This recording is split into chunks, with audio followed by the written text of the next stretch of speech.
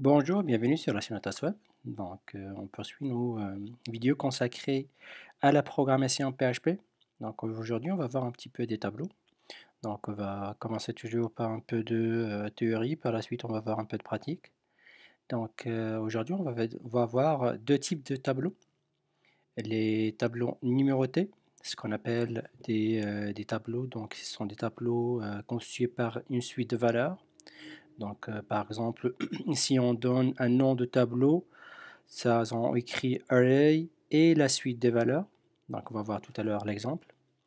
Et pour accéder à chaque valeur, donc au niveau des tableaux, on commence toujours avec l'index 0, donc 0 à n. Et pour accéder à chaque index de valeur, c'est le nom du tableau et l'index, donc le i. Il y a l'autre type de tableau, ça s'appelle les tableaux associatifs.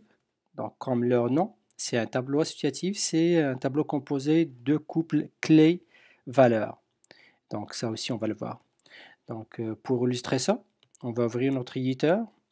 On va par exemple donner, moi je vais marquer toujours tableau, donc je donnais juste un nom à tableau, vous pouvez comme marquer n'importe quel nom. Donc, pour le tableau numéroté, donc on a dit c'est array et une suite de valeurs. Donc, on ouvre, on va écrire n'importe quelle suite de valeurs. Donc, je marque un 2, 3. Donc, des virgules et un point virgule à la fin. Donc, pour afficher ce tableau, il y a deux façons de faire. Soit avec la boucle for, sinon avec la boucle for each. Donc, on va voir les deux, on va essayer les deux. Donc, si on commence avec la première for, donc on va prendre un i est égal à 0, ça veut dire l'index i est égal à 0 jusqu'au i.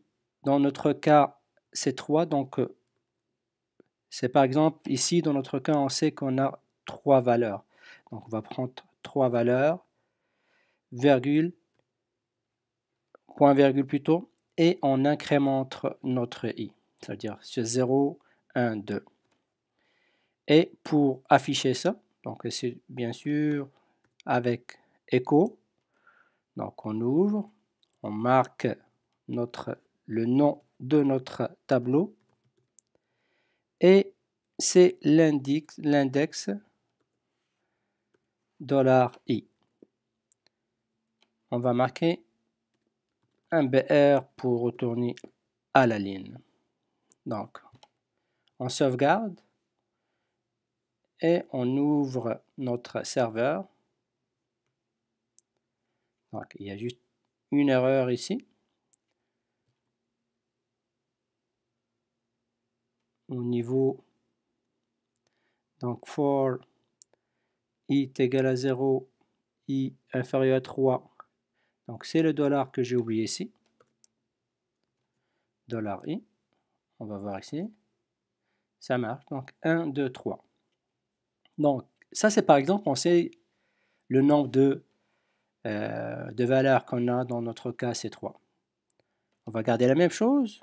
On va écrire for each. On va utiliser la deuxième méthode, la méthode for each. Donc, on a toujours notre tableau. Donc, on va écrire for each le nom de notre tableau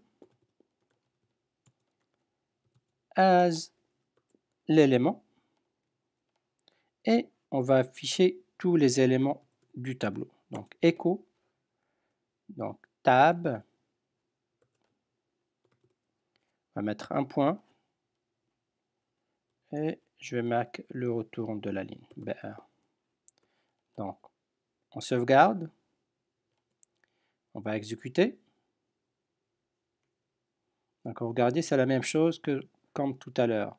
Donc, tout à l'heure, on a utilisé la boucle for, mais on savait le nombre d'éléments dans notre tableau. Maintenant, on a utilisé la boucle for each et on n'a pas besoin de savoir le nombre d'éléments de notre tableau. Donc, ça, c'est pour les tableaux numérotés. Pour les tableaux associatifs, donc on va prendre un exemple, on va écrire un exemple. Par exemple, on va marquer un exemple simple, on va marquer Donc le tableau, je donne le nom fruit est égal toujours array, donc associatif, comment on le fait? Donc avec ça, donc on écrit la clé égale supérieur la valeur. Donc je dis donc 1 ça donne banane, virgule ici, 2 est égal supérieur, je vais marquer pomme, virgule, et je vais me contacter, virgule, 3, je donne par exemple fraise. Donc la dernière, je ne vais pas marquer de virgule, je vais fermer complètement et point virgule. Et pour afficher ça, il n'y a pas plus que simple. Donc on va prendre par exemple, premièrement, on va prendre un élément. Par exemple, on va mettre écho fruit et je vais prendre l'élément par exemple 2. Donc c'est comme ça qu'on va l'écrire. Donc point autour à la ligne. On va le sauvegarder, on va l'afficher. Normalement, si on voit les deux, c'est quoi? C'est pomme. On va voir si ça marche. C'est pomme. Et pour afficher tous les éléments, avec la boucle for each, donc for each, on va marquer le nom toujours du tableau. Tout à l'heure, on a mis le nom du tableau as et on a donné l'élément. Donc maintenant, on va donner la clé plus la valeur. Donc toujours le nom du tableau, as, donc la clé. Je peux marquer n'importe quel nom ici. Moi, je marque clé pour que ce soit plus simple. Égale supérieur la valeur. Donc, il va chercher les deux. Par la suite, il va afficher les deux. Donc, écho l'affichage. Donc, la clé qu'il a cherché en premier ici.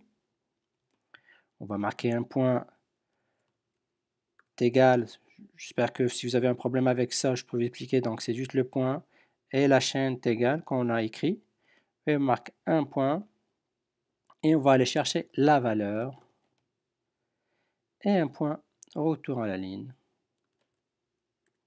Donc, normalement, qu'est-ce qu'il va donner avant qu'on exécute? Clé 1 est égal à banane. Donc, clé, ça veut dire 1 égale, c'est nous donc banane.